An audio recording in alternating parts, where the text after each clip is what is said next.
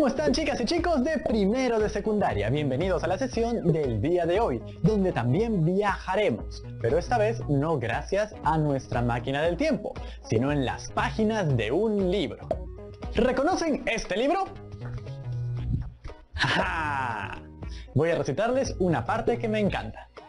Permítanme. No soy para ti más que un zorro, parecido a otros 100.000 zorros. Pero si me domesticas, tendremos necesidad uno del otro. Tú serás para mí único en el mundo, y yo seré para ti único en el mundo. El día de hoy hablaremos sobre El Principito, de Antoine de Saint-Exupéry. Es un libro muy querido por grandes y chicos y que contiene entre sus páginas una muy interesante crítica a la adultez. Y para profundizar más y conocer a fondo El Principito, los voy a dejar con mi buena amiga Jimena Lindo e Historias de Papel, donde ella va a interpretar a todos los personajes de la obra. Y mientras ven esta interpretación, les pido que tengan en mente las siguientes preguntas. 1. ¿Por qué para el aviador era tan importante su dibujo número 1 de la serpiente boa que digiere a un elefante? ¿Y qué mensaje nos da de la interpretación que tuvieron las personas mayores de este dibujo en comparación con la interpretación del Principito? 2. ¿Qué caracterizaba al Principito? Descríbelo brevemente. 3. ¿Qué caracteriza la amistad entre el Principito y el zorro? ¿Qué significa domesticar en esta relación? 4. ¿Qué caracteriza la relación entre el Principito y la rosa? Y por último, ¿a qué se refiere la frase "lo esencial es invisible a los ojos"? Explica con tus palabras. ¿Lo tienen? ¡Excelente! Entonces, ¡vamos con el video! ¡Espera! ¡Rodrigo! ¿Cómo es posible que lances el video sin mí? Después los chicos se van a quejar. ¡Tocino! Ok, está bien, tienes toda la razón. A veces no sé a quién prefieren más, si a ti o a mí como conductor. ¿Qué te parece si mandamos el video juntos? ¡Vamos con el video! Perfecto, entonces ¡vamos con el video!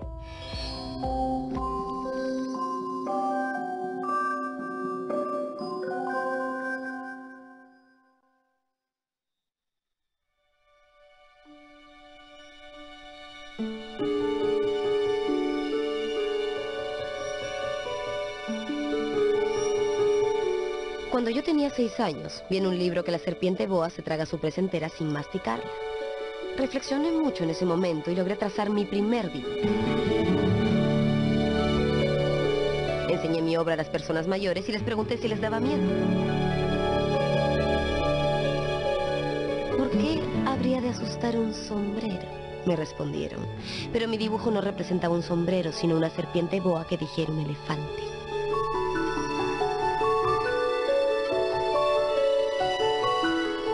Dibujé entonces el interior de la serpiente boa a fin de que las personas mayores pudieran comprender. Ellos me aconsejaron abandonar el dibujo de serpientes boas, ya fueran abiertas o cerradas, y poner más interés en la geografía, la historia, el cálculo y la gramática.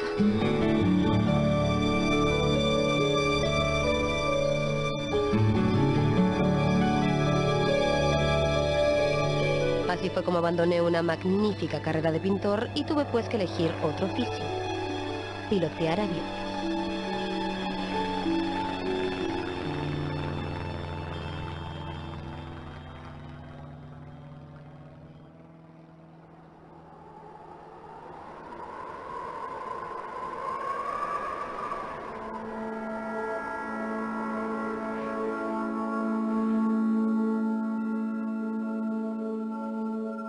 Las personas mayores nunca pueden comprender algo por sí mismas y es muy aburrido para los niños tener que explicárselo todo. Cuando me he encontrado con un ser que me pareció un poco lúcido, lo he sometido a la experiencia de mi dibujo número 1 que he conservado siempre. Quería saber si verdaderamente era un ser comprensivo e invariablemente me respondían siempre: es un sombrero. Me abstenía entonces de hablar de la serpiente boa y les hablaba de bridge, del golf, de política y de corbatas. Y mi interlocutor se sentía entonces muy contento de conocer a un hombre tan razonable.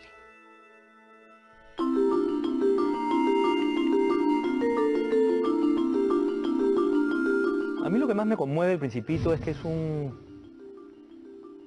personaje que está en una misión, ¿no? Está en la búsqueda de su destino, una búsqueda de aprendizaje, ¿no? Lo habré leído unas 4 o 5 veces en diferentes momentos de mi vida, ¿no? Y creo que en cada momento he ido captando diferentes cosas.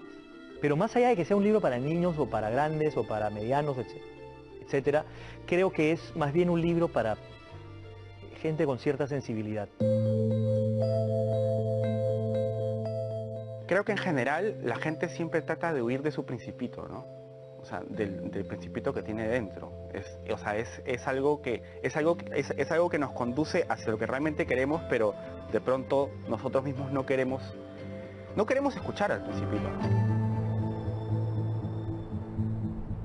Viví así, solo, sin nadie con quien poder hablar verdaderamente, hasta que tuve una avería de motor en el desierto del Sahara. Era una cuestión de vida o muerte para mí, pues me encontraba más aislado que un náufrago en una balsa en medio del océano.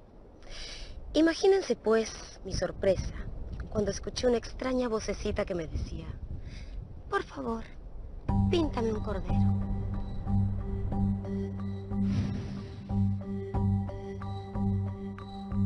Ahí tienen el mejor retrato que más tarde logré hacer de él.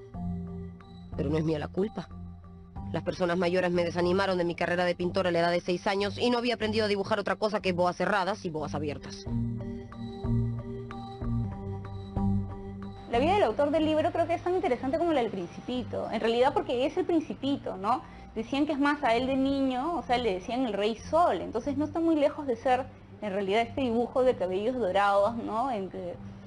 Que es como que el centro de su pequeño asteroide, ¿no? Creo que el hecho, sobre todo en esa época, de volar solo y de un oficio o profesión peligrosa como la aviación en esa época, creo que le ha imbuido de algo existencial al libro, pero también el hecho y la sensación de la soledad y del temor a la muerte, ¿no?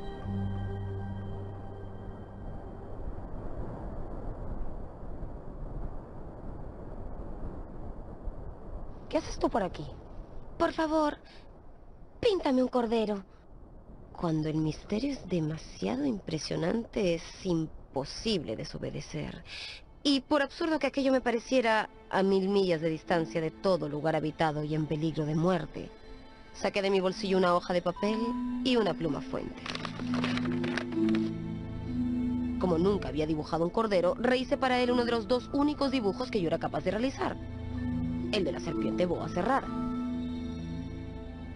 Y quedé estupefacto cuando oí decir al hombrecito: no, yo no quiero un elefante en una serpiente. La serpiente es muy peligrosa y el elefante ocupa mucho sitio.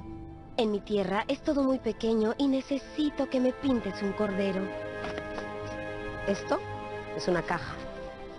El cordero que quieres está ahí adentro. Así es, justo como lo quería. Y así fue como conocí al Principito. El Principito me hacía muchas preguntas y jamás parecía oír las mías. ¿Qué cosa es esa? No es una cosa. Eso vuela. Es un avión. Mi avión. Entonces, ¿tú también vienes del cielo? ¿De qué planeta eres? Hay varios temas que después he ido yo descubriendo en realidad que el libro explora, ¿no? Pero creo que el más importante es el tema de la amistad, por sobre todas las cosas, ¿no? El Principito es un descubrir de frases, de códigos que encajan contigo en algunas cosas. Tú puedes leer una sola frase que no tiene nada que ver o que nunca la has tomado en cuenta y de pronto en un momento de tu vida esa frase dices: uy, me marcó la vida, ¿no? Cada día aprendí algo nuevo sobre el planeta del Principito. ¿Es verdad que los corderos se comen los arbustos? Sí, es cierto. Entonces, ¿se comen también los baobabs? Los baobabs no son arbustos, son árboles tan grandes como iglesias. Antes de crecer son muy pequeñitos. Y si no se arrancan a tiempo, crecen por todo el planeta y lo perforan con sus raíces hasta hacerlo estallar.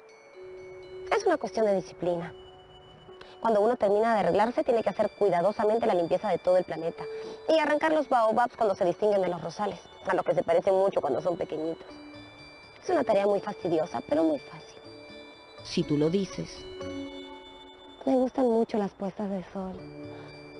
Vamos a ver una puesta de sol. Tendremos que esperar.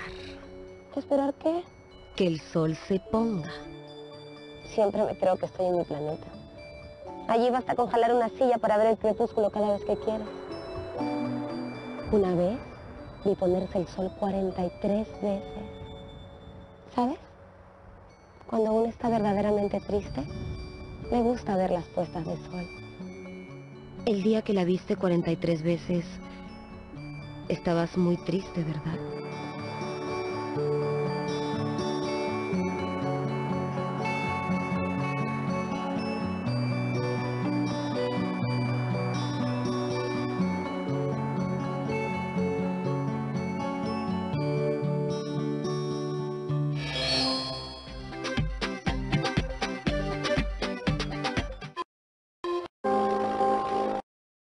Aprendo en casa, secundaria.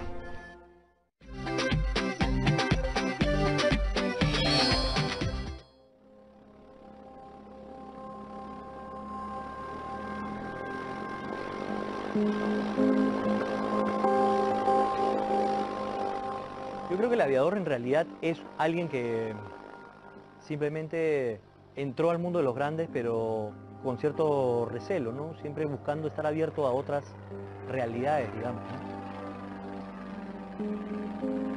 Ni siquiera lo escriben bien a él. Le escriben al Principito. Es más, hacen un dibujo del Principito. Pero no nos dicen nada del aviador. No nos dicen ni con qué ropa estaba, ni el color de cabello, ni qué llevaba, ni qué tan alto era, o lo que sea. Era un aviador, era uno más. O sea, podría ser yo.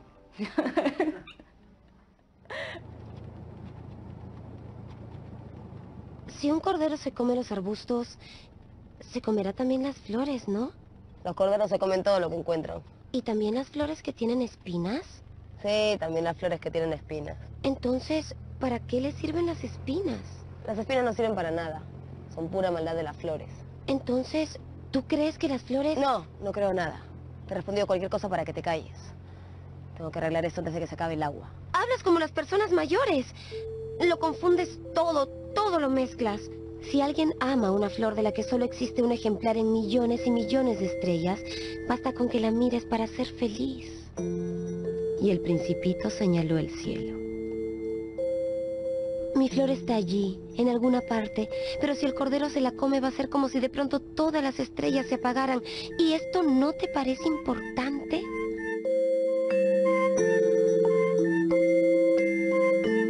¿Cómo puede amar tanto el Principito a la rosa? Porque además la llama como un ser vanidoso, ¿no? Es un ser que se ufana de su hermosura, ¿no? La quiere porque es suya, ¿no? No porque sea perfecta. Imagino que eso es lo que nos quieren contar de alguna manera, ¿no? En el planeta del Principito nació una flor que un día germinó sin que nadie supiera cómo. Perdóname. Oh, acabo de despertarme. Estoy toda despeinada. ¡Qué hermosa eres! ¿Verdad que sí? He nacido al mismo tiempo que el sol. El Principito adivinó que ella no era muy modesta, pero era tan conmovedora. Me parece que ya es hora de desayunar. Si tuvieras la amabilidad de pensar un poco en mí.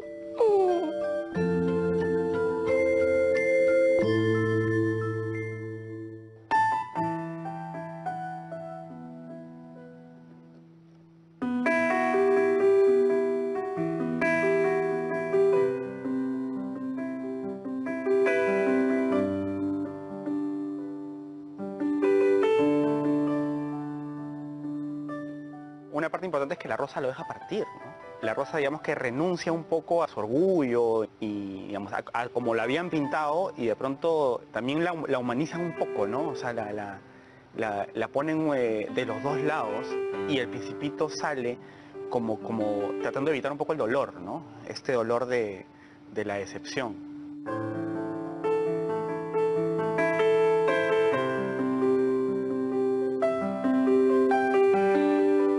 supe comprender nada entonces. Debí juzgarla por sus actos y no por sus palabras. La flor perfumaba mi vida y jamás debí huir de ahí. Pero son tan contradictorias las flores. Y el Principito era demasiado joven para saber amarla.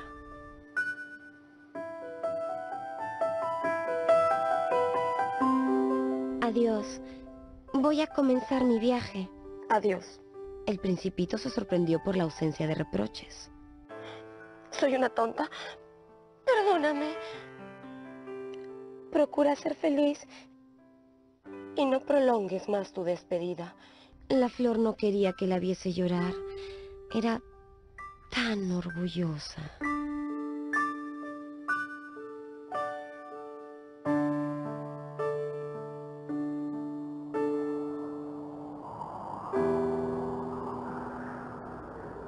El Principito se encontraba en la región de los asteroides 325, 326, 327, 328, 329 y 330. Y para ocupar un poco el tiempo e instruirse al mismo tiempo, decidió visitarlos.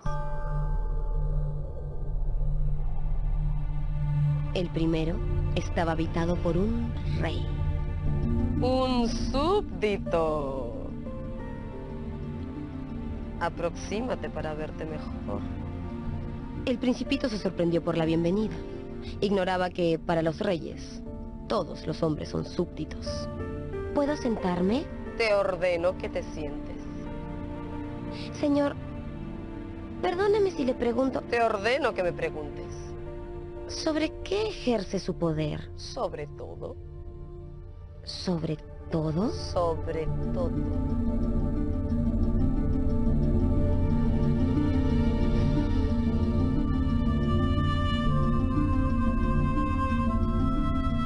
Tú haces el viaje por los planetas y haces el viaje por gente que conoces de todas maneras. Eso es, o sea, y ese es un punto de identificación importante para la obra, ¿no? El siguiente planeta estaba habitado por un bebedor. ¿Qué haces ahí? Bebo ¿Qué bebes? para olvidar ¿Para olvidar qué? que siento vergüenza, ¿Vergüenza de qué? vergüenza de beber. Todos estos personajes son personajes que solamente tienen un tema. Y son gente que no sale más allá, no mira más allá de sus narices, ¿no? El cuarto planeta estaba ocupado por un hombre de negocios. 3 más 2, 5 más 7, 12 más 3, 15 más lo anterior, 501.622.731. ¿500 millones de qué? De las cositas que habían. ¿Abejas? Estrellas. No me molestes, estoy muy ocupada. ¿Y qué haces tú con 500 millones de estrellas? 501.622.731. Yo soy un hombre serio y exacto. ¿Y qué haces con esas estrellas? Nada, las poseo. Me sirven para ser rico. ¿Y de qué te sirve ser rico? Para comprar más estrellas cuando alguien las descubre. Las administro. Yo tengo una flor y 3 volcanes a los que desollino todas las semanas. Les es útil que yo las posea, pero tú no eres nada útil para las estrellas. El hombre de negocios abrió la boca, pero no encontró respuesta.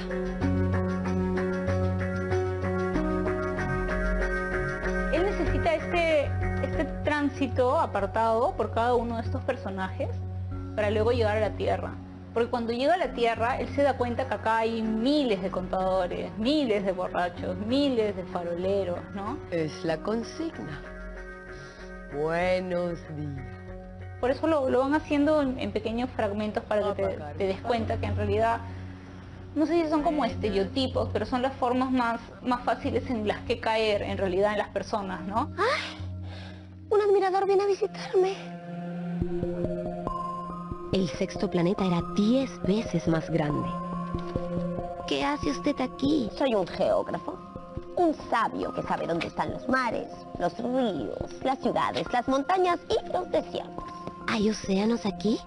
¿Montañas? ¿Desiertos? No puedo saberlo. Soy un geógrafo, no un explorador, ni tengo exploradores que me informen. En mi tierra tengo 3 volcanes, 2 en actividad y 1 extinguido. Pero nunca se sabe. No, nunca se sabe. Tengo también una flor muy bonita. De las flores no tomamos nota. Son efímeras. ¿Qué significa efímera?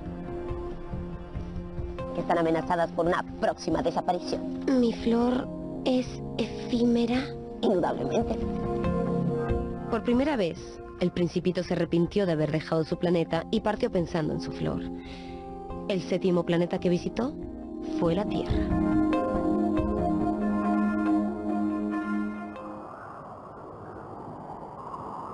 En la Tierra, el Principito cruzó rocas, arena y nieve hasta que llegó a un jardín de flores.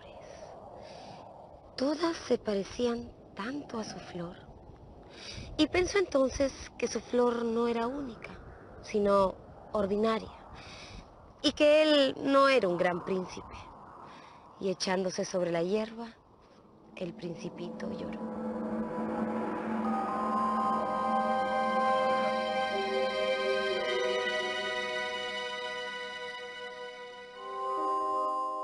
El Principito representa también a ese mundo en peligro que cada uno tiene cuando va creciendo, ¿no?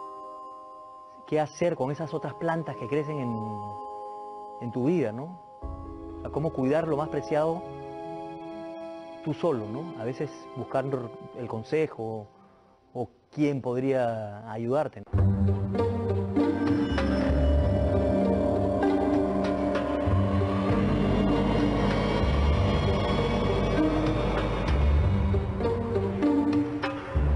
¿Quién eres tú? Ven a jugar conmigo. ¿No puedo jugar?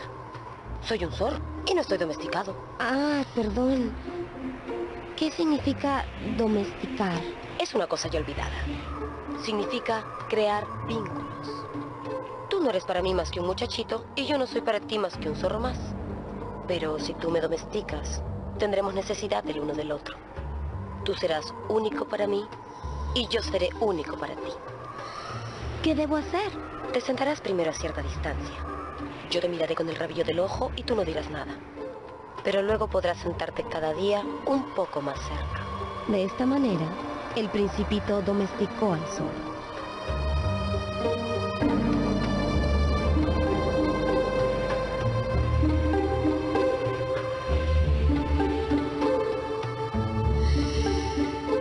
Yo creo que el zorro es el cable de tierra que todos queremos tener. De verdad que yo sería feliz con un zorro cada cierto tiempo que me enrumbe así por el camino.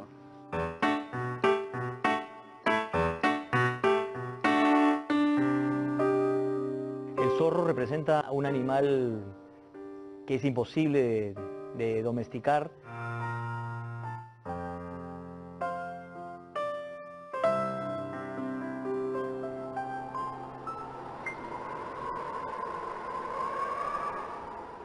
Llegó la hora de la partida. Lloraré. Tuya es la culpa. Yo no quería hacerte daño, pero tú has querido que te haga mi amigo y ahora vas a llorar. No ganas nada. Gano. Vete a ver las rosas y comprenderás que la tuya es única en el mundo. ¿Por qué pasa eso? Porque lo esencial es invisible a los ojos. Lo esencial es invisible a los ojos. Lo que hace más importante a tu rosa es el tiempo que tú has perdido con ella.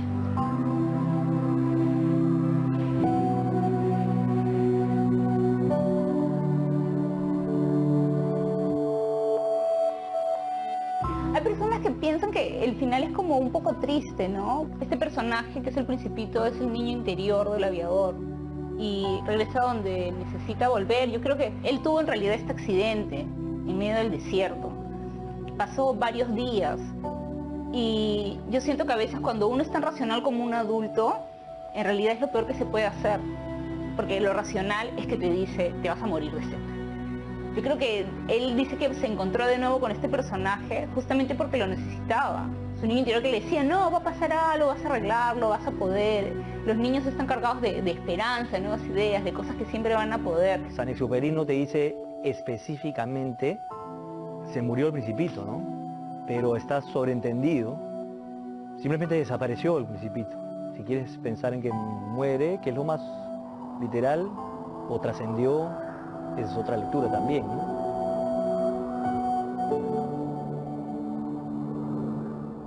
Mi encuentro con el Principito fue hace ya 6 años. Sé que ha regresado a su planeta y sé que ninguna persona mayor considerará que esto sea verdaderamente importante. Este es para mí el paisaje más hermoso y más triste del mundo. Es el mismo paisaje de la página anterior que he dibujado una vez más para que lo vean bien. Fue aquí donde apareció el Principito en la Tierra y desapareció también. Examínenlo bien, para que lo reconozcan, por si algún día viajando por el África cruzan el desierto. Si vienen por aquí, no se apresuren, se los ruego, y deténganse un momento precisamente bajo la estrella. Si un niño se les acerca, si este niño ríe y nunca responde a sus preguntas, adivinarán inmediatamente quién es. Trátenlo con amabilidad y comuníquenme inmediatamente que ha regresado. No me dejen tan triste.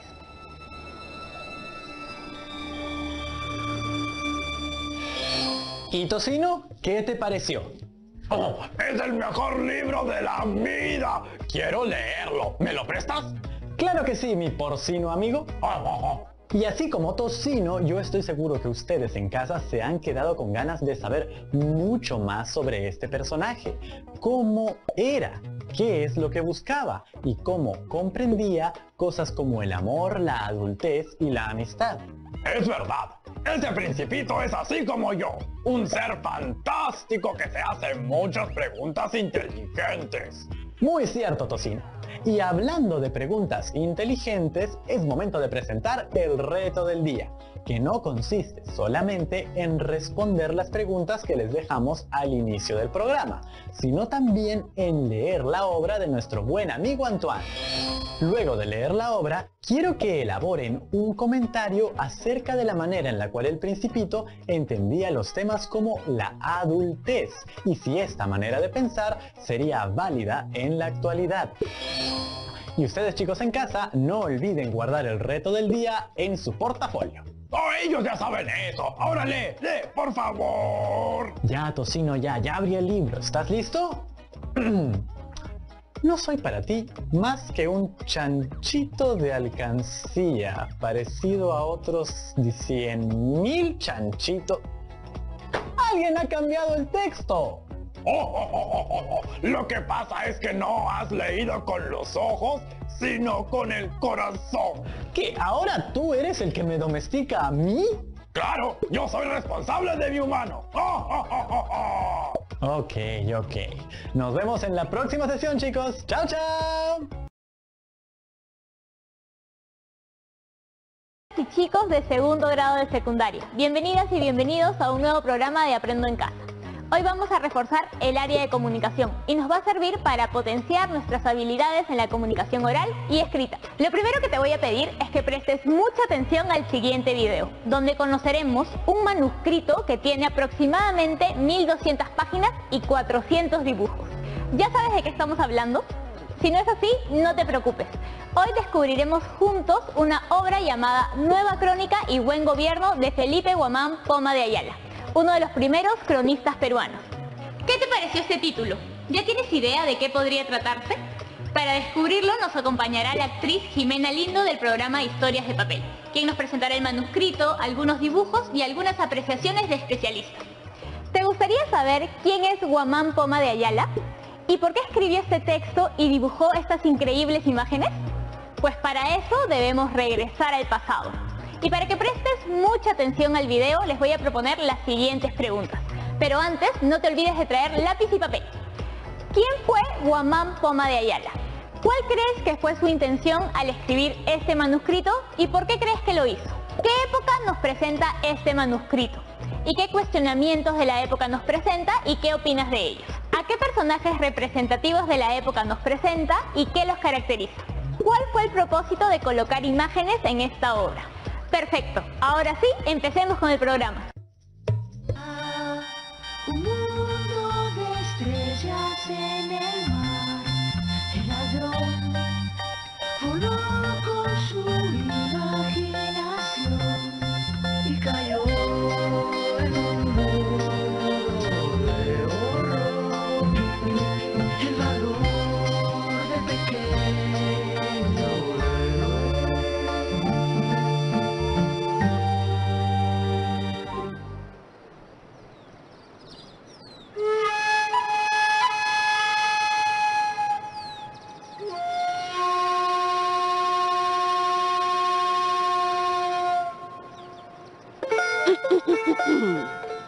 Primera nueva crónica y buen gobierno de este reino. El dicho libro compuesto y entitulado por don Felipe Huamampoma de Ayala. La dicha crónica es muy útil y provechoso y es bueno para enmienda de vida para los cristianos e infieles y para confesarse los dichos indios y enmienda de sus vidas y erronía, idólatras, y para saber confesarlos a los dichos indios, los dichos sacerdotes, y para la enmienda de los dichos comenderos de indios y corregidores, y padres y curas de las dichas doctrinas, y de los dichos mineros, y de los dichos caciques principales, y demás indios mandoncillos, indios comunes, y de otros españoles y personas.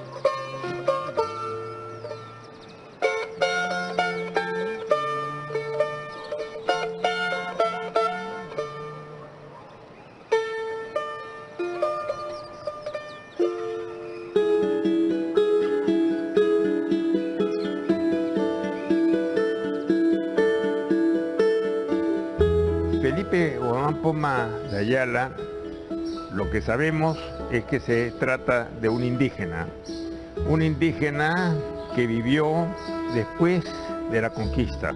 Sabemos que es el autor de un manuscrito que tiene cerca de 1200 páginas, de las cuales 400 son dibujos, y que el personaje es un indígena, no es un mestizo, es un hombre que él proclama ser descendiente de los reyes del Chincha y Suyo y que por el lado de su madre estaba vinculado con la dinastía de los incas, con Tupac Inca Yupanqui. La crónica está escrita en función de hacerle llegar un mensaje sobre la situación de las poblaciones indígenas al rey de España, y él es el portavoz. Felipe Huamampoma era un indio ladino. Un indio ladino era quien estaba capacitado para escribir y leer tanto el castellano como idiomas amerindios. Él dice que la obra le tomó 30 años y ese enunciado lo hace en el año 1613. El manuscrito que nosotros conocemos es un manuscrito que incorpora borradores que había escrito anteriormente.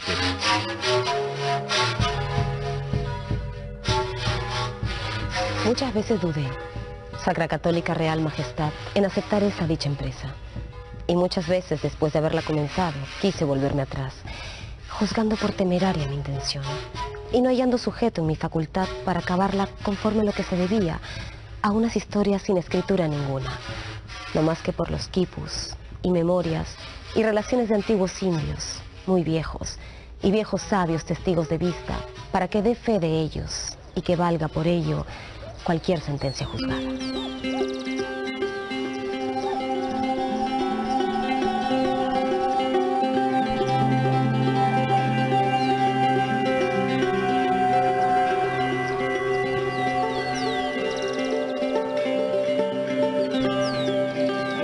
Y así, colgado de varios discursos, pasé muchos días y años indeterminando, hasta que, vencido de mí tantos años, comienzo de este reino, a cabo de tan antiguo deseo que fue siempre buscar en la rudeza de mi ingenio, y ciegos ojos y poco ver y poco saber, y no ser letrado, ni doctor, ni licenciado, ni latino, como el primero de este reino.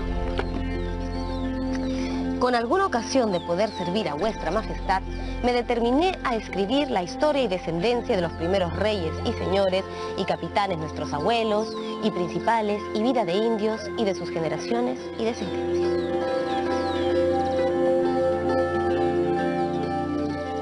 El tema principal de Huamampoma es corregir los problemas del virreinato del Perú, mejorar el trato a los andinos y que haya mayor comunicación entre la República de Indios y la República de Españoles, porque esa era la división tradicional. Hay un tema que es el que más le interesa y es demostrar que los indígenas son los verdaderos dueños de las tierras de las Indias. Hace un retrato de los distintos representantes de los segmentos sociales que se dan en la época de la colonia. Entonces nos va a hablar, por ejemplo, de los encomenderos, nos va a hablar acerca de los negros, nos habla de los mulatos, nos habla de los criollos, pero no solamente eso, está tan empapado con algunos personajes que representan algunos tipos sociales, que los hace hablar de una manera que corresponde al estilo de habla que manejaban.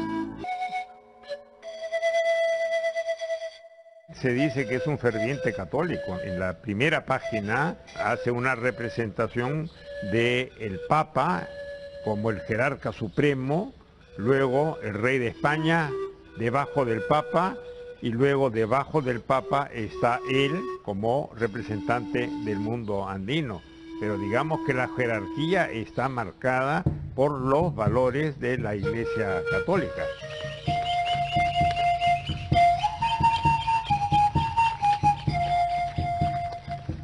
Capítulo sobre la primera generación de indios y el multiplico de los españoles que trajo Dios a este reino de las Indias. Y que salieron del arca de Noé, que tras el diluvio, mandado por Dios, se derramó en este mundo. Esta generación primera duraron y multiplicaron pocos años, 830 años en este mundo nuevo llamado Indias, a los cuales envió Dios. Estos dichos indios se llamaron Wari Viracocha Runa, porque descendió de los dichos españoles y así le llamaron, Viracocha. De esta generación comenzaron a multiplicar, y la descendencia y multiplico después a estos les llamaron dioses y lo tuvieron así, y no murieron y no se mataban.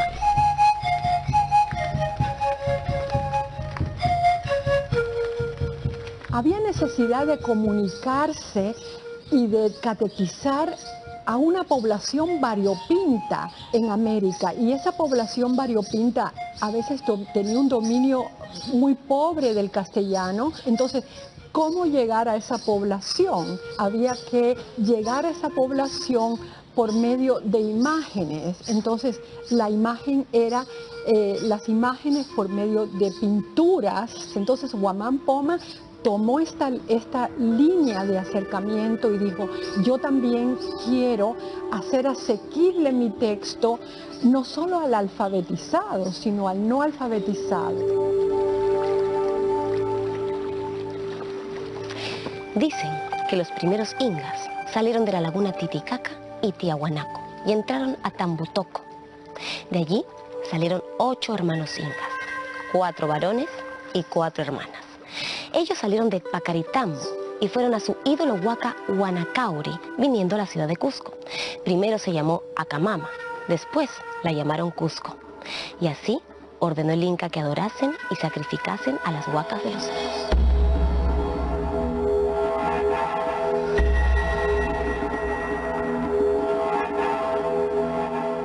Este dicho primer Inga, Manco Cápac, no tuvo padre conocido. Por eso lo llamaban Hijo del Sol y de la Luna.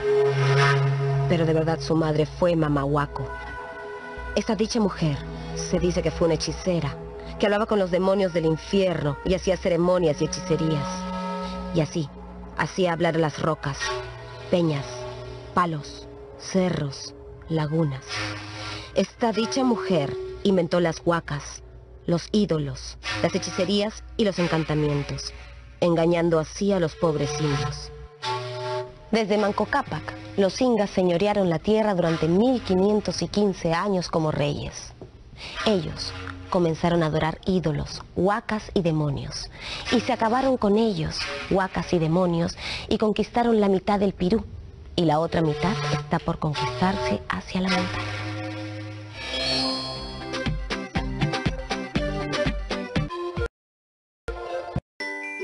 Gobierno del Perú, el Perú primero.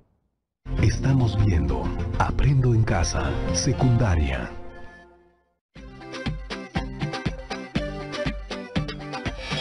Una de las principales argumentaciones de Guamán Poma es que para beneficio del soberano español, los indígenas tenían que ser mejor tratados, porque si se acababan los indígenas, ¿quién iba a entrar en el laboreo minero? O sea, para beneficio de la corona de Castilla, los indígenas tenían que ser mejor tratados y mejor gobernados.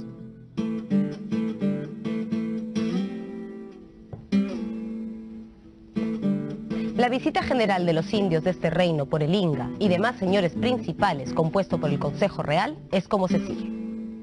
10 calles de indios para ocupar en trabajos, para que no fuesen holgazanes ni haraganes, pues de esta manera no podrían sustentarse ni ellos, ni sus señores, ni principales, ni su majestad el Inga, ni su gobierno.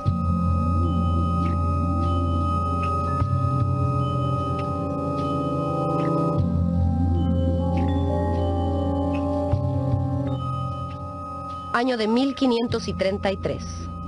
Papa Clemente VII. De su pontificado, 11. Emperador Carlos V. De su imperio, 15. De su reinado, 16. Ese año marchan hacia Cajamarca don Francisco Pizarro y don Diego de Almagro contra Atahualpa Inga con 160 hombres contra 100.000 indios. Ese año, Atahualpa Inga fue degollado.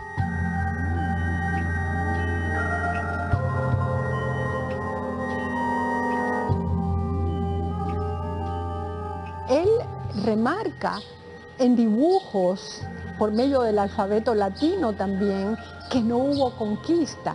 Y de hecho dibuja a su padre dándole la bienvenida a Francisco Pizarro, y están los dos arrodillados y abrazados. Entonces la pregunta que Guamán Poma hace por medio de la escritura es que no hubo conquista. Y entonces, si no hubo conquista, pues los españoles no tienen derecho al señorío, porque se les dio la bienvenida al reino, al Tahuantinsuyo, al Incario.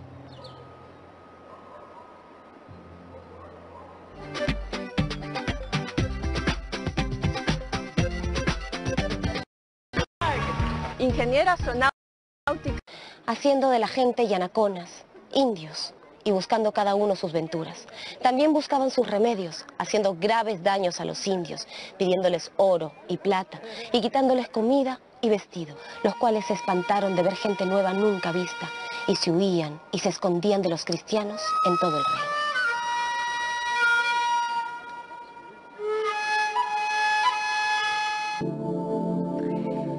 Los españoles y españolas nacidos en Castilla son de mucha honra.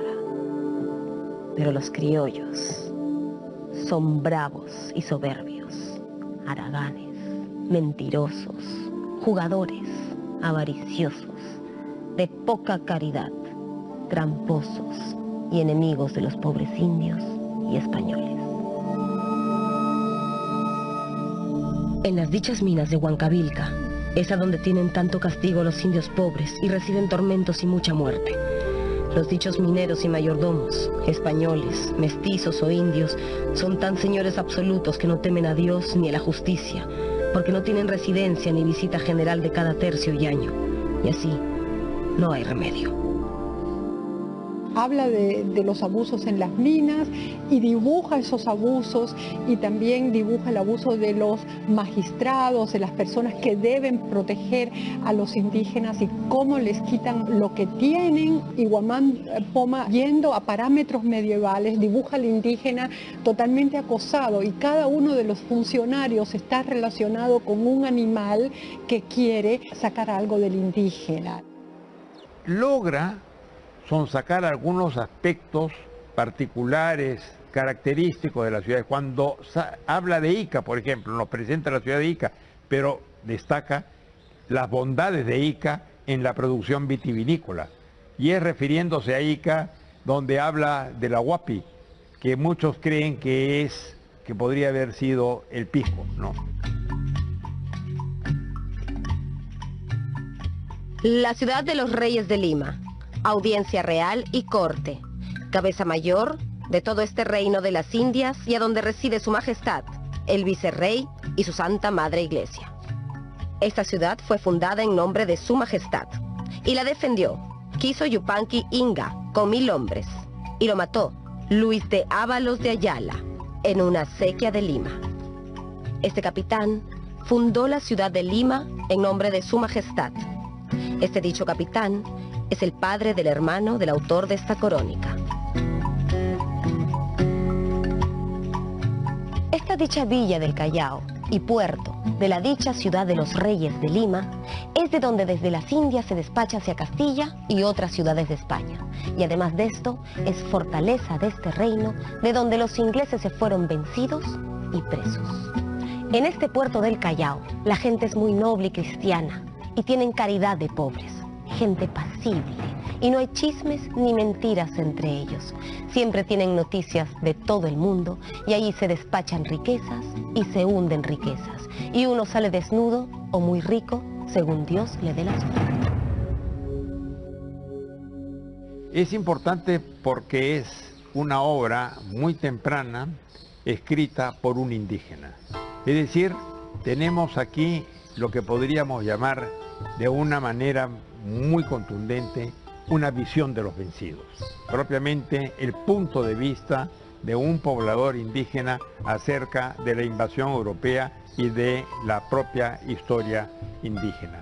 Hay unas líneas de fuerza de la obra que cuando uno va leyendo siente la compulsión de escribir sobre estas obras, sobre esta primer nueva crónica de buen gobierno, y la idea es que no se agota, porque la obra es tan rica y tiene tantas valencias, tantas vetas por donde ir, que no hemos investigado todo todavía de esta obra. Que yo soy un apasionado de la cultura andina y gracias a Guamán Poma de Ayala pude penetrar a fondo en las categorías mentales que reinaban en el mundo indígena del siglo XVI y XVII. Y gracias a esas categorías mentales y a la descripción que hace de esa realidad, yo puedo decir que comencé a empaparme de la cultura andina. Y Guamán Poma se me convirtió en mi lazarillo en todos mis intentos de comprender el mundo andino contemporáneo.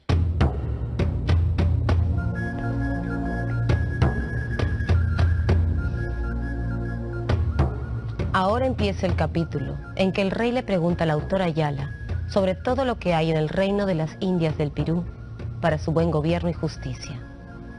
A la pregunta de su majestad, el autor responde de la siguiente manera.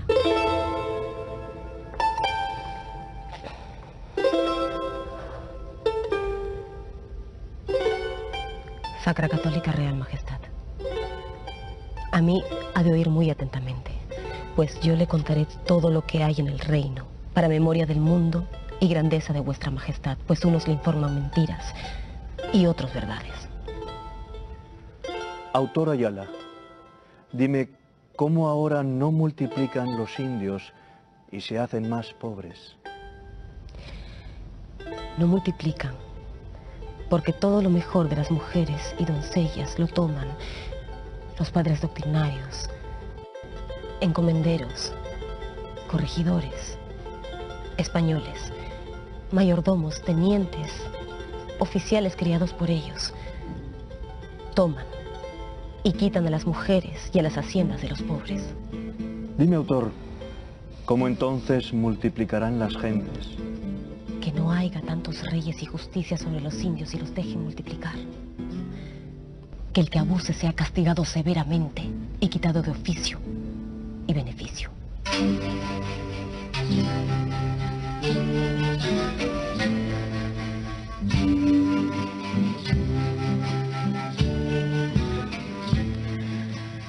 Página 1094.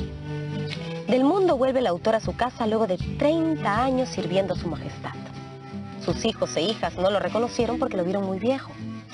Sería de edad de 80 años, todo cano y flaco y desnudo y descalzo. Se hizo así para alcanzar y ver el mundo como los ojos de su majestad. ¿Qué cristiano hará esto? Dejar hijos y hacienda y desnudarse para meterse con los pobres 30 años. Pues quien lo hizo y lo dejó escrito e ilustrado para la posteridad fue nada menos que don Felipe Guamán Poma de Ayala, autor de la primera nueva crónica y buen gobierno de este reino, que por supuesto es una de nuestras primeras historias. Hasta la vista.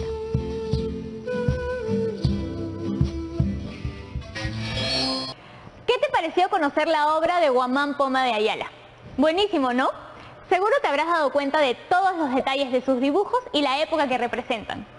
Como vimos en el video, Guamán Poma de Ayala lo que quiso fue denunciar todos los problemas sociales que ocurrieron en el Virreinato del Perú. Por ejemplo, el abuso de los pueblos andinos. Además, lo que quiso demostrar es que los verdaderos dueños de la tierra en América eran los que las habitaban antes de la llegada de los españoles, haciendo accesible su mensaje a las personas que no podían leer ni escribir en castellano. Por eso su principal interés de incluir ilustraciones en el manuscrito. En este viaje en el tiempo hemos podido conocer algunas características del mundo andino de esa época, como la adoración a las huacas, a sus ídolos y su cosmovisión, que es importante para la cultura peruana hasta esta época. Esto nos permite entender cómo muchas peruanas y peruanos entendemos el mundo. No todas y todos tenemos las mismas creencias y hay que aprender a valorar y respetar nuestras diferencias culturales. Por otro lado, Guamán Poma nos ofrece su visión de la llegada de los españoles, donde se cometieron muchos abusos contra los indígenas. Finalmente, como menciona uno de los especialistas, gracias a este documento tenemos la visión de un poblador indígena de esa época. Y gracias a que se atrevió a hacerlo y que se conserva, podemos conocer más sobre nuestro pasado. Antes de terminar el programa, te propongo el siguiente reto, pero no te olvides de responder las 5 preguntas anteriores. Ahora averigua una de las imágenes y escribe tus propias explicaciones de lo que querían representar. No te olvides de tener en cuenta los elementos que hemos identificado en este programa. La época, los personajes y sus características, los hechos que han sido plasmados en la historia y los objetivos de Guamán Poma de Ayala para hacer este manuscrito. Manos a la obra. Nos vemos en el próximo programa. De secundaria. Yo soy Jonathan Hernández y esto es Aprende en Casa. Hoy venir al set ha sido realmente una odisea. Si les contara todo lo que me pasó. Pero bueno, no es momento de hablar de mis cosas, sino de empezar con el tema del programa, que está más que interesante. Porque nos sumergiremos y exploraremos el área de comunicación. Hoy hablaremos sobre un poema épico que tal vez sea uno de los más conocidos en todo el mundo. Tiene que ver con guerras, dioses, travesías y una mujer que tejía de día y destejía de noche. ¿Saben a cuál me refiero? ¡Exacto! A ese mismo. Me refiero a la Odisea. Se trata de una epopeya que pertenece a la literatura clásica griega y que fue escrita por Homero en el siglo VII a.C. O sea, hace más de 2700 años, ¿se imaginan? Este es el momento donde deben tener lápiz y papel para tomar nota. ¡Vamos, apúrense! Ahora les voy a dejar algunas preguntas y ustedes deberán responderlas con la información del video. Primera, ¿cuál crees que fue el suceso más importante que vivió Odiseo en su retorno a casa? Segunda, ¿qué diosa apoyaba a Odiseo? Y tercera, ¿qué pasaba con la esposa y el hijo de Odiseo mientras él estaba en la guerra y luego cuando regresó a casa? ¿Ya notaron todas las preguntas? Entonces vamos con este episodio del programa Historia de Papel, con el que nos aventuraremos en el mundo de la Odisea. ¡Vamos a verlo!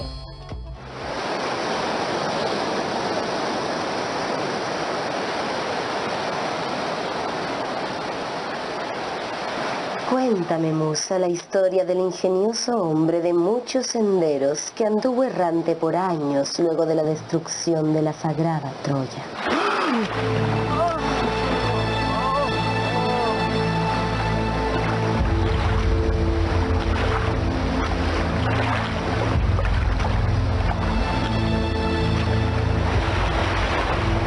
Todos los demás, cuantos habían escapado a la amarga caída de Troya, estaban en casa dejando atrás la guerra y el mar. Solo él estaba privado de regreso y de su mujer, siendo retenido por la ninfa Calipso, quien deseaba que fuera su esposo. Y el caso es que, cuando transcurrieron los años y llegó aquel en el que los dioses habían hilado que regresara a su casa en Ítaca, ni siquiera entonces estuvo libre de pruebas. Todos los dioses se compadecieron de él, excepto Poseidón, quien se mantuvo siempre rencoroso con el divino Odiseo hasta que éste llegó a su patria.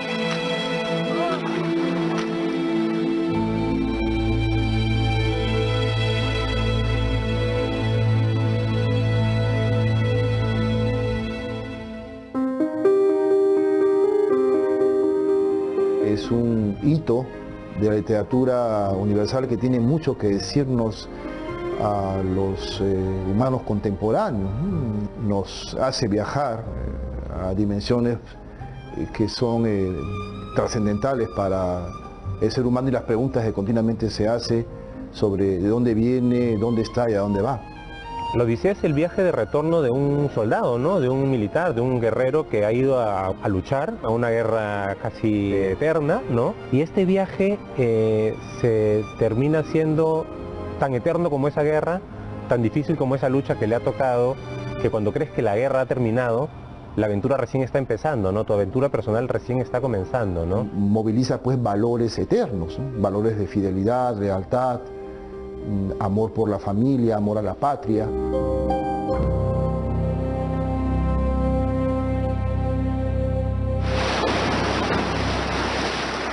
Frente a Zeus, Atenea abogaba por Odiseo. Padre nuestro Crónida, supremo entre los que mandan, es por el divino Odiseo por quien se acongoja mi corazón. Por ese desdichado que lleva ya muchos años lejos de los suyos y está en una isla rodeado de corriente donde habita el ombligo del mar. Allí tiene su morada la ninfa Calipso, quien lo retiene entre dolores y lamentos y trata de hechizarlo continuamente con astutas razones para que se olvide de Ítaca.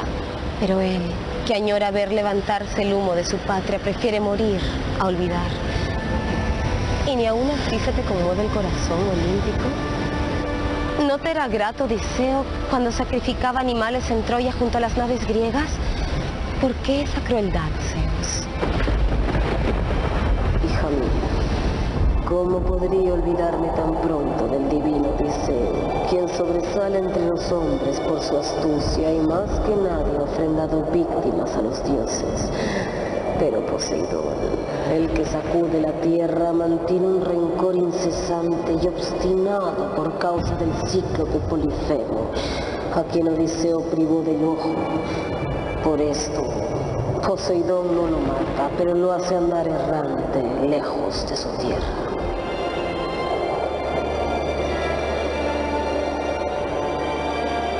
Odiseo es el símbolo de la astucia, de la gran inteligencia, del hombre que planifica, del hombre que se anticipa. En la Ilíada aparece como el hombre de las ideas. Él es el que idea la famosa estrategia del caballo. Posteriormente, cuando ya se independiza como personaje y es el eje, el núcleo de la Odisea, ya aparece quizá un Odiseo más humano, un Odiseo mucho más heroico.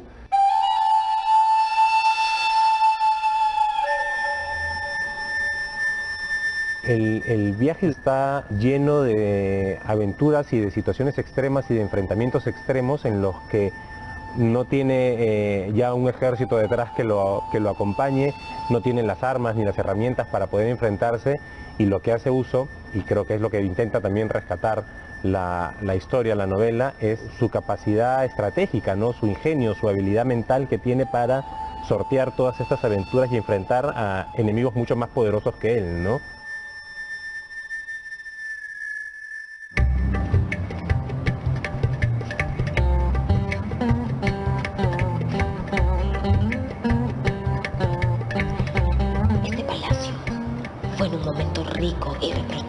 Cuando mi padre, Odiseo, habitaba esta casa.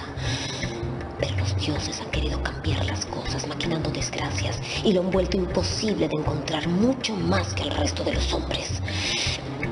No me lamentaría tanto aunque estuviese muerto, si hubiese sucumbido en la odiosa tarea de la guerra de Troya.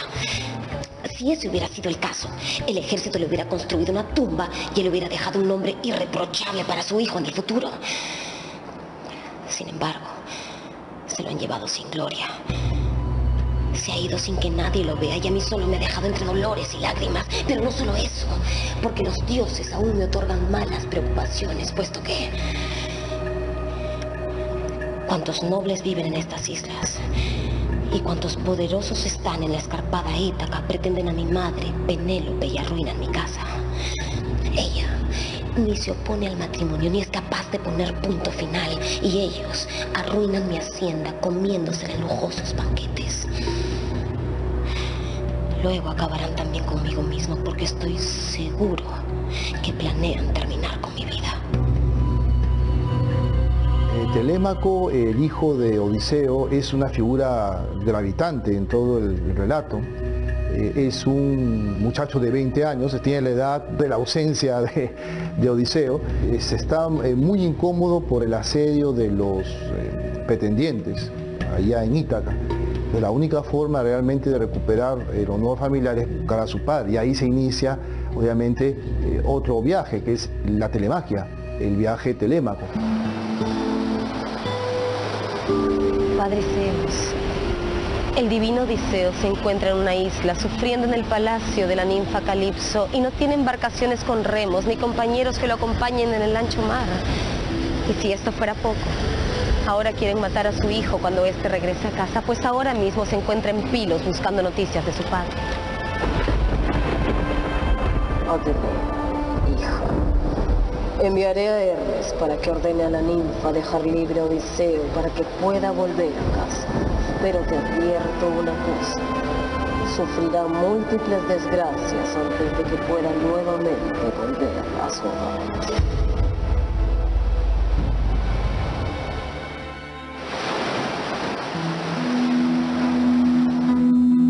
Liberado por orden del mismo Zeus, el divino Odiseo desplegó gozoso las velas al viento y sentado gobernaba el timón de su nave con habilidad. Navegó durante 17 días, hasta que el poderoso Poseidón, el que sacude la tierra, percatándose de lo que sucedía, amontonó las nubes y agitó el mar, sosteniendo el tridente entre sus manos y levantando grandes tempestades de vientos de todas clases, formando a su vez enormes olas. Las rodillas y el corazón de Odiseo desfallecieron mientras la tempestad de Poseidón destruía la balsa. Odiseo nadó entonces hacia el abismo que formaban las rocas de una isla que frente a él aparecía.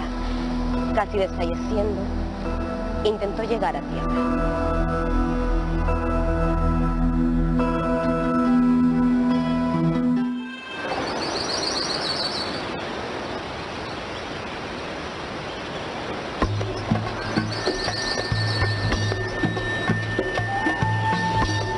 Tras el naufragio, Odiseo fue llevado frente a los gobernantes de la isla a la que había llegado.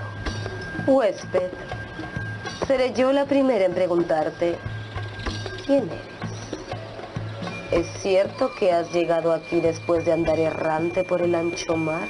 Es doloroso, reina, que enumere uno a uno los acontecimientos que los dioses celestes me han otorgado, pero con todo te contestaré. En mi viaje de regreso de Troya, los dioses enviaron terribles vientos. Todos mis valientes compañeros de viaje perecieron, pero yo, abrazado a la quilla de mi nave, aguanté durante 9 días, hasta que los dioses me echaron a la isla donde habita Calipso. Allí permanecí durante 7 años, hasta que me incitó a salir. Pero Poseidón me cerró el camino, insuflando vientos que agitaron el infinito mar, destruyendo mi nave. Fue así que el viento y el mar me enviaron hasta estas tierras. Yo te anuncio, extranjero, para que lo sepas bien. Tu viaje para mañana junto a marinos de esta patria hasta que llegues a tu casa o a donde quieras que te sea grato. Pero hoy serás nuestro huésped y te dedicaremos un gran banquete. Gracias, Su Majestad. Sin conocer su identidad, Odiseo fue agasajado por los feacios en el palacio del rey Alcinous. Tras una competencia de atletismo, donde Odiseo dejó a todos asombrados por un lanzamiento de disco, se inició el banquete. Pero unos cantos sobre la guerra de Troya y sobre el episodio del caballo hicieron que Odiseo rompiera en llanto. Entonces, el rey Alcinous paró todos los himnos y preguntó al enigmático huésped sobre su verdadera identidad. Soy Odiseo, hijo de Laertes, el que está en boca de los hombres por toda clase de trampas. Habito en Ítaca, hermosa al atardecer. Y mis tormentos comenzaron el día en que quise regresar a mi patria después de la guerra. El viento que me traía de Troya me empujó hacia los Icones, donde asolamos la ciudad. Matamos a los hombres, tomamos a las esposas y nos repartimos todas las riquezas que encontramos. Entonces les dije a mis hombres que huyeran, pero no me hicieron caso.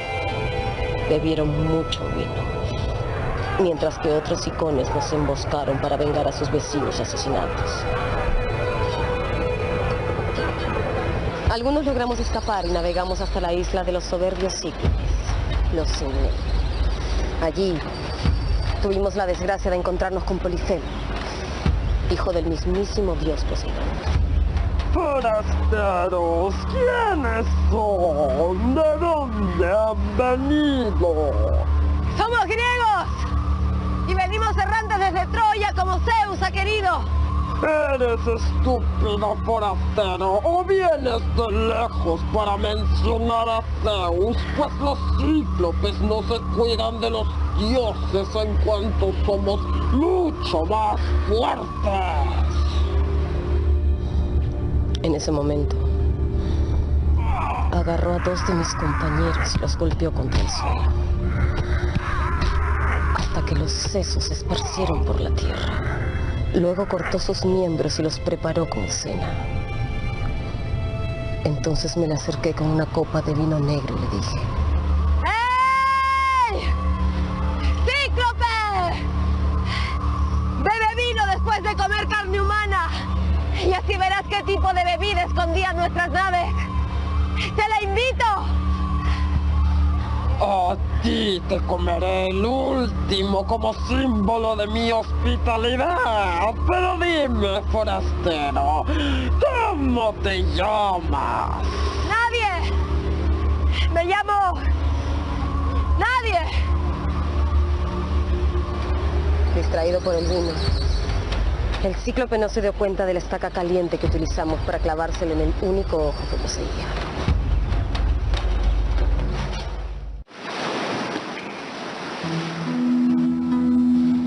Cuando los cíclopes acudieron en ayuda de Polifemo, quien gritaba despavorido en medio de su ceguera, este solo atinó a decir que nadie lo había atacado. Fue entonces que los cíclopes se retiraron, dejando el camino libre a los griegos, quienes se hicieron a la mar sin saber que su destino sería enfrentarse a nuevos peligros.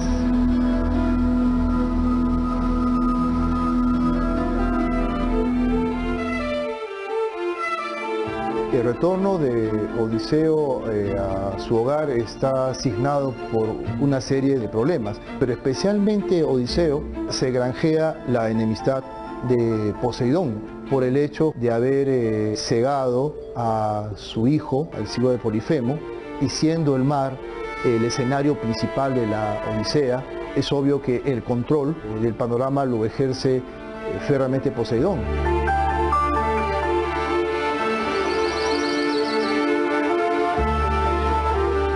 Luego llegamos a la isla de Olo, quien quiso ayudarnos a volver a casa. Nos dio una bolsa de piel con todos los vientos del oeste, pero cuando estábamos cerca de llegar a Ítaca, mis compañeros decidieron ver qué había en la bolsa, dejando escapar todos los vientos y desatando una terrible tormenta que nos alejó del hogar. Tras 6 días de navegación llegamos a la isla de los Lestrigones, gigantes comedores de hombres que devoraron a casi todos mis compañeros. Algunos logramos huir, pero solo para terminar en la isla de la hechicera Circe, donde estuvimos un año.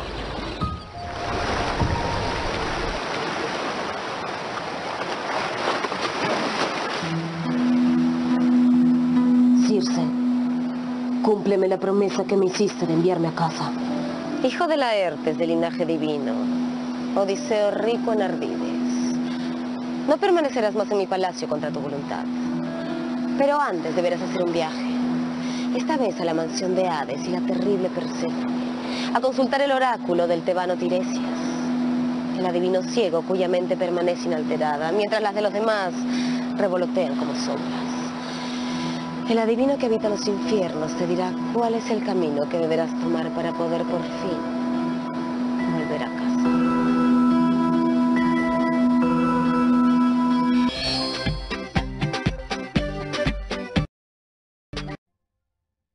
Este miércoles siente que el problema es cómo improvisar en la vida. Así que los invito a que nos vean 9:30 de la noche por la señal de TV Perú.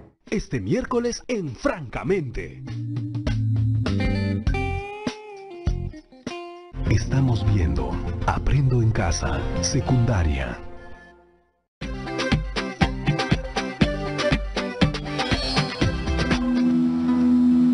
Siguiendo el mandato de Circe, Odiseo descendió a los infiernos para consultar con el adivino Tiresias sobre el camino de vuelta a casa. Allí se encontró con su madre, así como con diversos compañeros de batalla caídos en la guerra de Troya, incluido el magnífico Aquiles.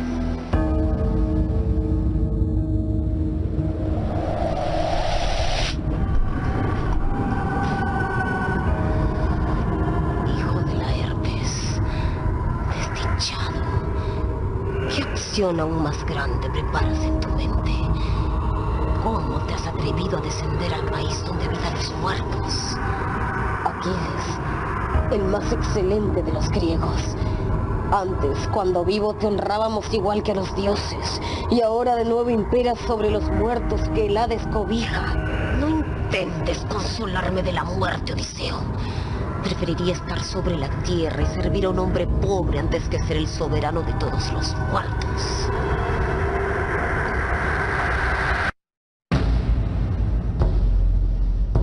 La aparición de Aquiles es interesante porque también es una resonancia de la relación quizá no muy positiva que tuvieron en la Ilíada, ¿no? en la guerra de Troya. Es una relación quizá en la que Aquiles puede darle también a Odiseo luces sobre el destino y permitan que Odiseo tome conciencia de la finitud de ciertas cosas, que finalmente también él terminará siendo una de tantas sombras, ¿no?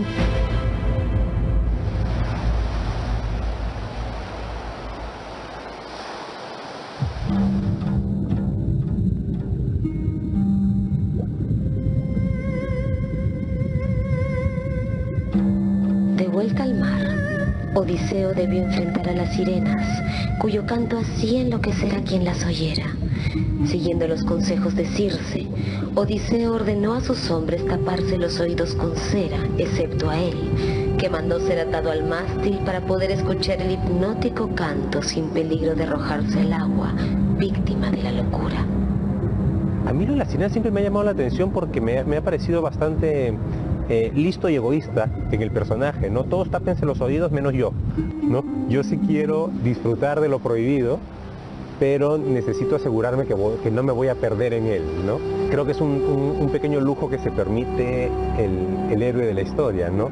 Entregarse de alguna forma, pero con la seguridad, con el ancla de que no me voy a perder del todo en esta suerte de lado oscuro, si quieres, ¿no?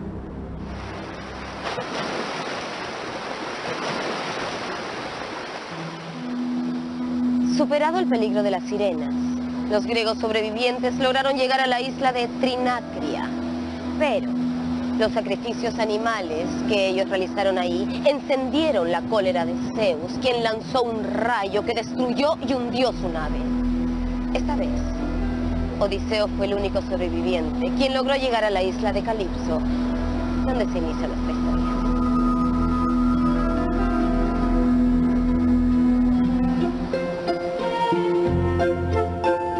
El acto esencial está muy bien construido, ¿no?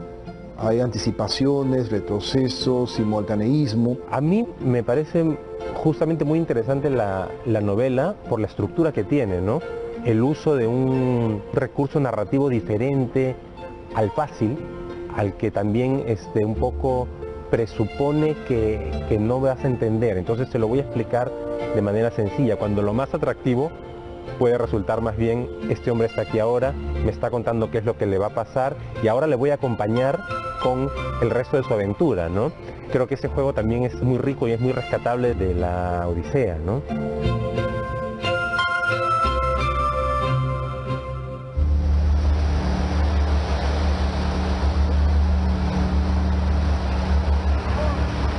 Alcinous, rey de los feacios, cumplió su promesa y envió una embarcación rumbo a Ítaca con el objetivo de llevar a Odiseo a casa. Sin embargo, no contaba con la ira del dios Poseidón, que atacó la nave durante su viaje, pero para su fortuna, el tripulante más sufrido logró llegar a la tierra que le había sido esquiva por 20 años. Fue entonces cuando la diosa Atenea hizo su aparición.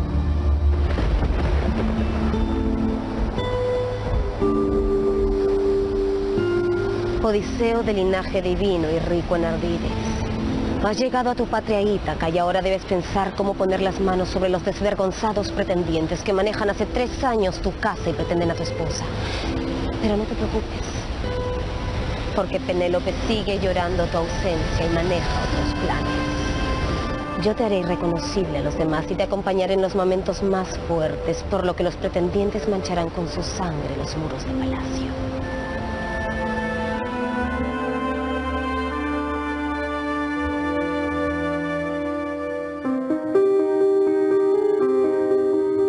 Es importante leer y es importante construir en el imaginario propio a través de las letras, además de letras que han sobrevivido por siglos de siglos, con las que uno puede viajar también, puede reconocerse, puede aventurarse, puede reflexionar, ¿no? Que creo que es un espacio en este mundo hoy tan vertiginoso que tenemos, en que la información es inmediata y los sentimientos son inmediatos. En cambio aquí te ofrece la posibilidad de tomártelo con calma, de hacer un viaje con tiempo, de acompañar al héroe, de reflexionar con él, de tomar decisiones con él, y que cuando llegas al final, que creo que es lo que cualquier obra de arte finalmente tiene que hacer, es cómo te ves tú a partir de ese momento en que conoces esta obra, ¿no?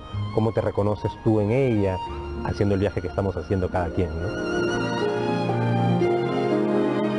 El mundo del futuro seguirá encontrando en la Odisea muchas preguntas, por eso sigue siendo, creo yo, un libro de enorme valor, no solamente para disfrutar de aventuras continuas que son espectaculares, sino también para establecer, insertar en el ser humano la necesidad de ser ético, de ser leal, de ser íntegro.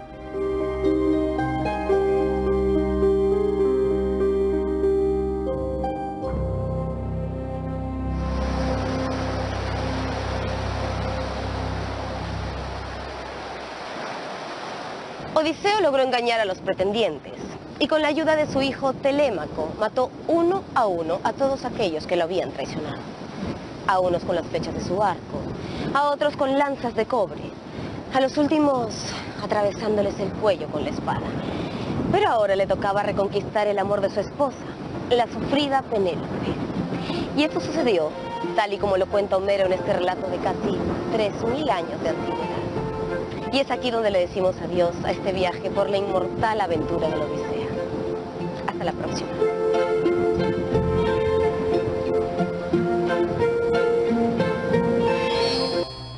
¿Se fijaron en el lenguaje que usan en la Odisea? Esa manera tan particular de construir las oraciones es una de las características más resaltantes de esta obra. Y es que fue escrita en verso y luego adaptada a prosa, ya que lo que Homero hizo fue escribir una historia que se transmitía de generación a generación, de manera oral entre los griegos. Algo así como pasaba en la tradición andina o amazónica, y esos mitos que son parte de nuestras propias historias. Pero volviendo al tema, ¿ustedes ya leyeron la Odisea? Si aún no lo hacen, ¿qué esperan? Es un clásico, y diría yo que de lectura obligatoria. A mí me encanta porque sus personajes, incluidos las y los dioses, muestran comportamientos profundamente humanos, con defectos y virtudes. Si ustedes fueran un personaje de esta obra, ¿cómo serían? Bueno, chicas y chicos, llegó el momento de decir adiós, pero no sin antes plantearles el reto del día de hoy. Y, como hoy estoy buena gente, les voy a dar 2 opciones y ustedes desarrollarán solo una, la que prefieran. Opción 1. Realiza una historieta sobre la base de un capítulo de la Odisea. Y opción 2. En la Odisea, Odiseo o Ulises, porque Odiseo es el nombre griego del protagonista y Ulises el nombre que le dieron en latín. Se va de su patria, Ítaca, durante 20 años, en los cuales no se comunicó con su esposa. Escribe una carta o correo electrónico de parte de Ulises a su esposa, Penélope, en el que le cuente lo que está atravesando y cómo se siente al respecto. Recuerden que pueden compartir sus trabajos con algún amigo, amiga, primo, tía o algún familiar. Es importante que puedan registrarlos y guardarlos en su portafolio. Así tendrán todas las evidencias de su aprendizaje. Recuerden también lavarse las manos frecuentemente por al menos 20 segundos con agua y con jabón, y si van a salir a la calle, que sea solo cuando sea necesario. usando su mascarilla y respetando el metro de distancia como mínimo. Esto fue todo por hoy en Aprende en Casa. Nosotros nos vemos en una próxima edición.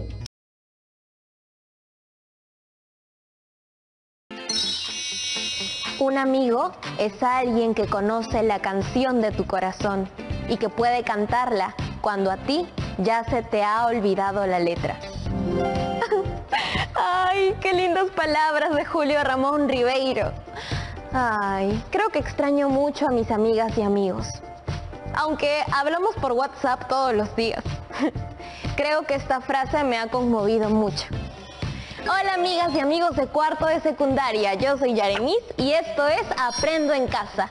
El día de hoy exploraremos el área de la comunicación y lo haremos prestando mucha atención a un video que nos cuenta sobre una obra especial de Julio Ramón Ribeiro. Él no solo escribió cuentos y novelas, sino también durante muchos años llevó un diario personal.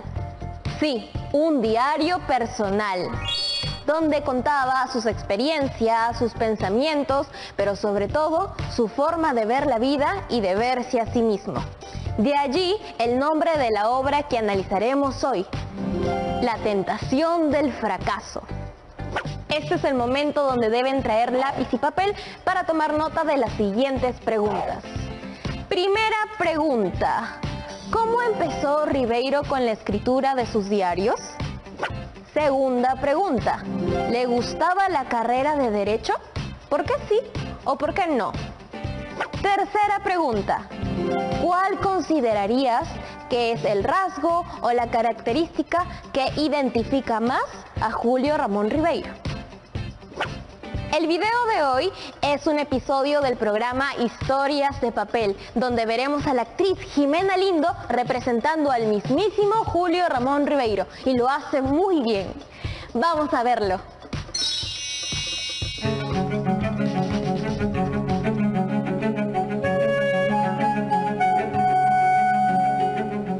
El diario está compuesto de una variedad muy grande de elementos y se da en tantos planos que es bastante difícil hacer un comentario global.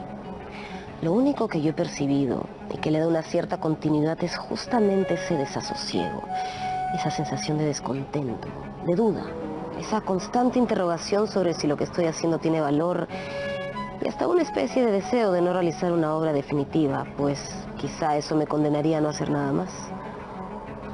Es la idea de seguir siempre buscando. Y de ahí surge el título, La tentación del fracaso.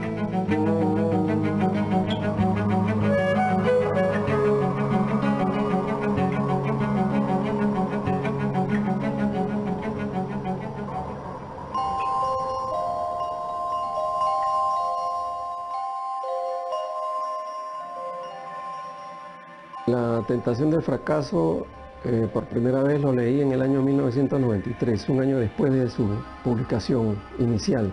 Una sensación de impresión fuerte, porque estaba acostumbrado a haber leído toda su obra de ficción creadora, y ahora me estaba enfrentando a un Ribeiro con ese estilo y esa pulcritud, pero desencarnado, auténtico. Ribeiro empieza a escribir su diario personal como una forma de imitar a los grandes diaristas que leía, como Amiel, Stendhal, cuando estudiaba en la Universidad Católica. Yo creo que es una excusa para escribir diariamente. Cuando no se le ocurría algo, una historia en particular, un cuento, una novela, una carta, pues escribía a diario, escribía algo, ¿no? Era una manera de practicar la escritura. Los primeros diarios datan de 1946 a 1949, cosas que él mismo después, por su naturaleza de alta exigencia, decide quemar. Es decir, esto se irá a la hoguera, dice, y los quema.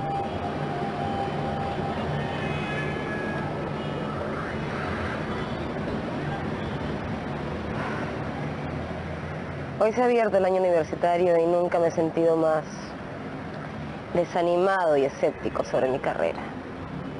Tengo unas ganas enormes de abandonarlo todo, de perderlo todo. ¿Ser abogado? ¿Para qué? No soy jurista, no tengo iniciativa, no sé discutir y tengo una ausencia absoluta de verbo. Hoy me siento incapaz de todo. Una pereza moral irresistible. Solo ansío viajar, irme a donde nadie me conozca, pero ¿a dónde ir? Él era siempre un chico, un niño muy reservado, muy tímido, muy callado, muy observador. Los primeros años, hasta la edad de 7, 8 años, los pasa en Santa Beatriz, en Lince, en la calle Montero Rosas, donde después se desarrolla un cuento muy bonito que se llama Por las azoteas. Él asiste al colegio Montessori, que está ahí a la vuelta, en Mariano Carranza, me parece.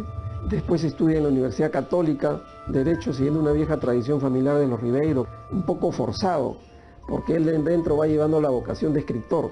Podemos observar en La tentación del fracaso a un autor que tuvo una vida bohemia inicialmente, que terminaba en La Parada y que acababa también en Surquillo, en los bares de, por ejemplo, El Triunfo.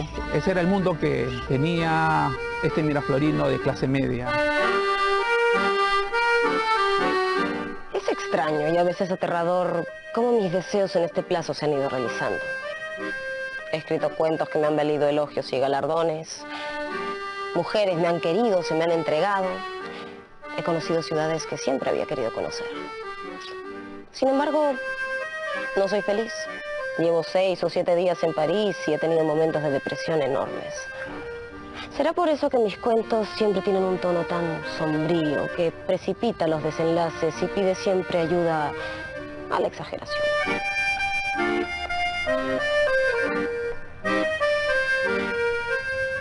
Todo diario íntimo nace de un profundo sentimiento de soledad. Soledad frente al amor, la religión, la política, la sociedad. La mayor parte de los diaristas fueron hombres solteros.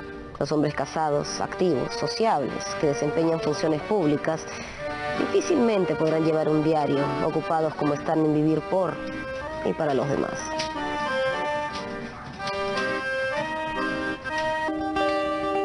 Su vida paralela también le hace conocer cómo es los grados de libertad y de disipación que puedes tener ahí, y se gastaba rápidamente los montos de la beca a los pocos días. Entonces comienza a pasar verdaderos aprietos y ajustes en su día a día, y todo eso lo va consignando en el diario como por obligación. Entonces está siempre una permanente lucha entre la subsistencia, entre la literatura, entre las clases, entre la vida y a veces entre las noches. Entonces llega un momento en que eso se acaba y tiene que comenzar a trabajar.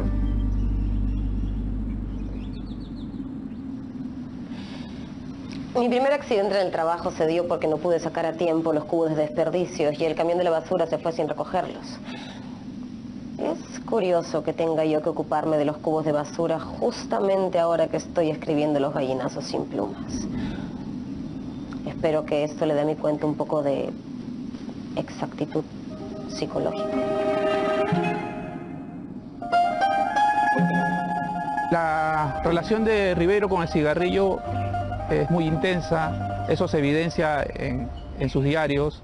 En algunos casos Ribeiro tenía que vender sus libros, no de su autoría, sino los que había leído, para conseguir tabaco. Dice que la realidad a veces supera la ficción y la literatura, pero en el caso de él se relacionan directamente. Siempre tenía un cigarro en las manos, durante años lo tuvo.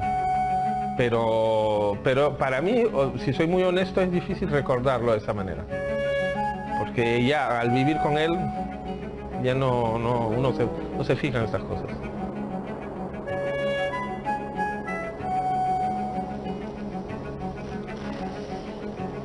Me causa sorpresa enterarme por los recortes que me envían de Lima que la crítica me considera como el mejor cuentista joven del Perú.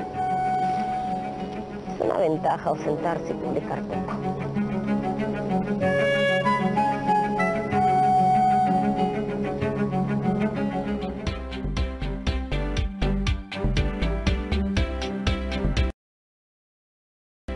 Palabras de sus vestidos.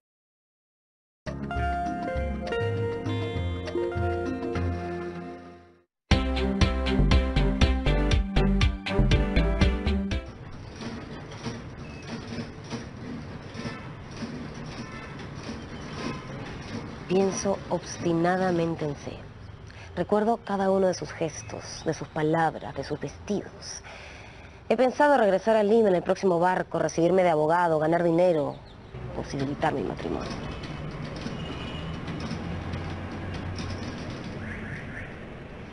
Esta vida de eternos aplazamientos carece de sentido. No creo que mi felicidad resida en el estudio o en la formación literaria. Para eso habrá tiempo más tarde. El amor y la juventud, en cambio, son fugaces. Y debo asirlos desesperadamente antes que se reduzcan a mera invocación.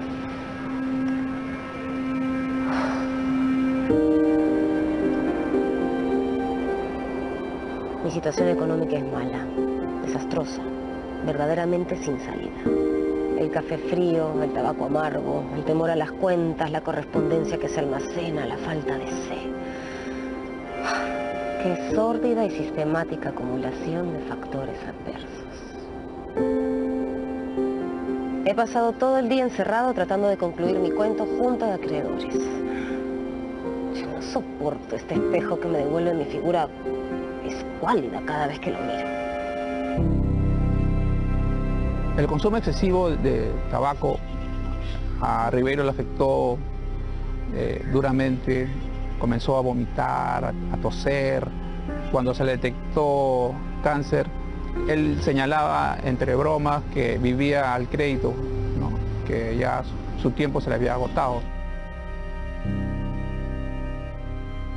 Presiente que algo va a ocurrir por precisamente ese desgaste y excesivo consumo del tabaco. Y desde muy joven está advirtiendo que siempre tiene molestias, que tiene el tema de la úlcera y todo eso. Bueno, mi padre se enfermó de un cáncer al estómago y esófago cuando era bastante joven, alrededor de los 40, un poco más de los 40. Entonces lo operaron 2 veces.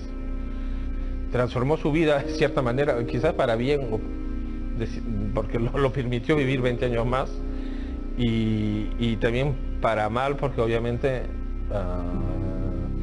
se quedó con una salud precaria. Siguió conviviendo con el cigarro un poco más distanciado, pero siguió creando, ¿no?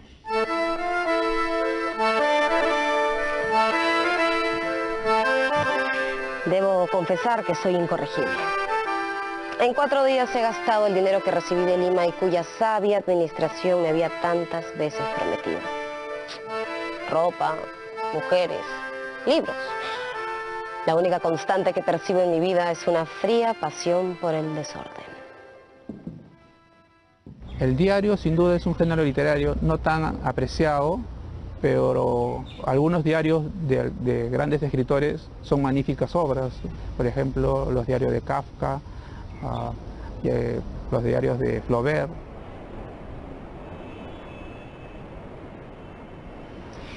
Marañón, en su libro sobre miel, afirma que existe una cierta incompatibilidad entre los diarios íntimos y la vida matrimonial. Y cita a Tolstoy, quien llevaba 2 diarios. Uno, que conocía a su mujer y que copiaba, y el otro, el verdadero, el que escondía dentro de su bota. Queda claro que el amor correspondido implica la destrucción de la intimidad.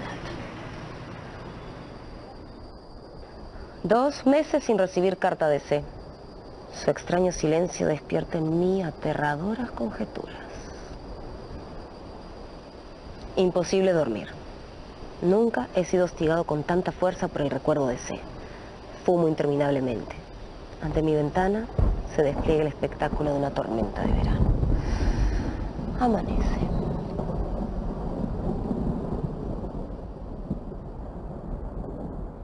Interrumpido este diario por casi un mes. Causa pueril. Se me terminó el cuaderno donde lo escribía. Ahora mismo escribo estas líneas sobre un papel cualquiera que, como de costumbre, terminará traspapelándose.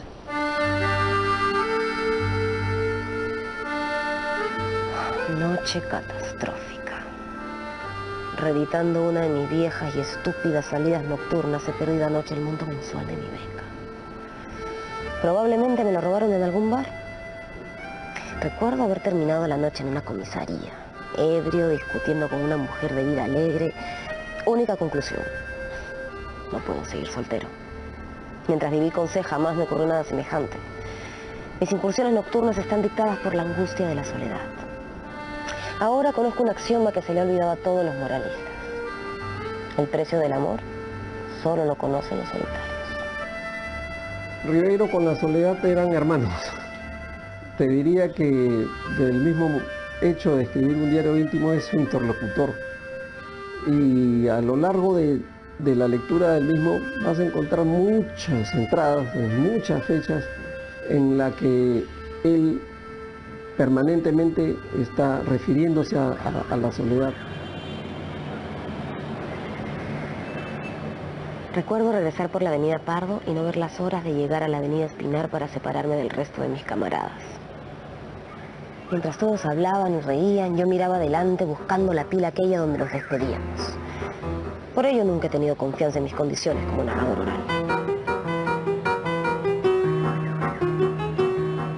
Sensación de estar en la cima de la juventud y por lo tanto en peligro inminente de despeñarme.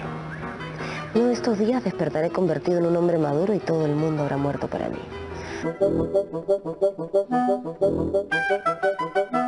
El asunto de la maravillosa niña de la bicicleta se torna interesante.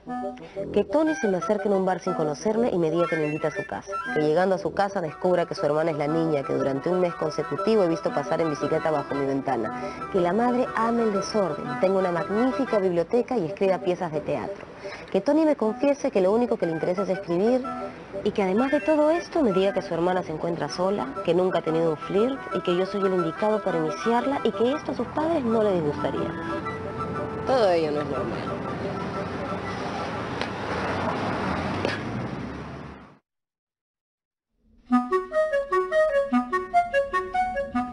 Cosa extraña es el amor. No sé qué es lo que amo en Mimi. Su juventud, su inocencia, su manera de andar, sus vestidos, sus dedos largos. Amo su vida misma, o mejor dicho, su forma de vivir. Su pasado triste y aislado, su porvenir cargado de sueños inciertos. Me amo en ella. Revivo mi adolescencia. La vida amorosa de Ribeiro, según los diarios, provoca mucho interés, porque hasta el momento no sabíamos bien acerca del escritor. Julio es un apasionado, evidentemente, y en el diario de Amberes y en el diario de París están notoriamente las personas a las que él ha amado.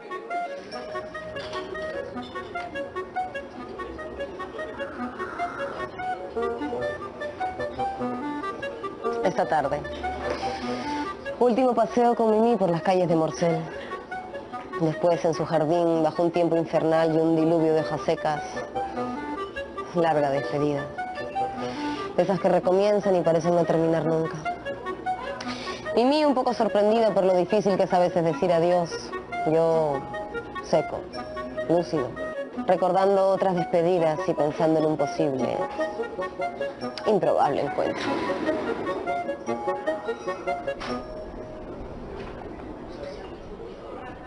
A punto de terminar mi novela Crónica de San Gabriel. Mis dudas acerca de ella me atormentan. Creo que tendrá un público, pero desgraciadamente será pequeño. Desde ahora preveo las críticas más agrias. Desconocimiento del ambiente, ignorancia de los problemas sociales, exceso de fantasía, etc. Crónica de San Gabriel es una novela que escribe de un solo tirón en Múnich. La escribe en el año 55, gana Premio Nacional de Novela en la primera mitad de la década del 60 y eso es un estímulo para él. Esta novela se basa en sus experiencias de adolescente. Viaja a la sierra y la novela es la mirada de los Andes desde un limeño.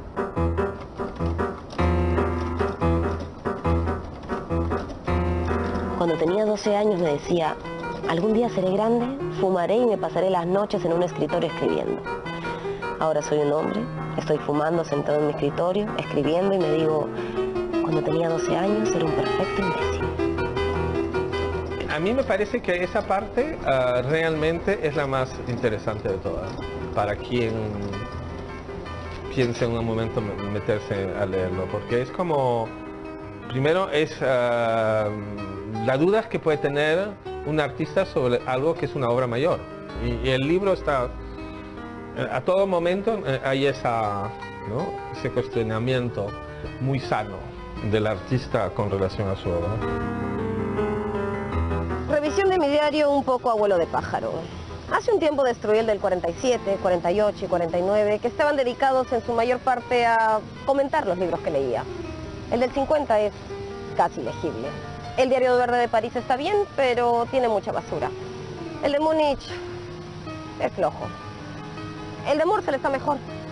Solo en ese momento me di cuenta de que mis diarios formaban parte de mi obra y no solamente de mi vida. Si sigo por este camino, puede que mis diarios sean mi obra más importante. Esto no me alegra, ciertamente.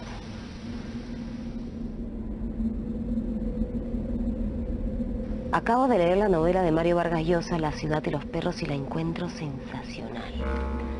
Ha elevado la novela peruana y latinoamericana a un nivel literario universal. Revisando mis papeles.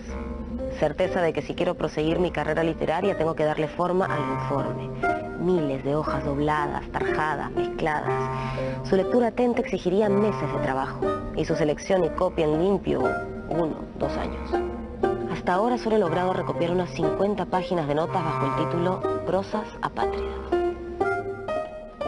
El libro de Prosas apátridas son textos individuales, pensamientos, reflexiones profundas que se pueden leer en cualquier orden, están numeradas de la 1 a la 200 y tienen su generatriz en los diarios. Lo que he podido observar es que el diario íntimo es una fuente inagotable de muchísimas prosas apátridas. No hay que ser muy agudo, un poco observador nomás y lector para encontrar textos que podrían ser la fuente y el producto acabado.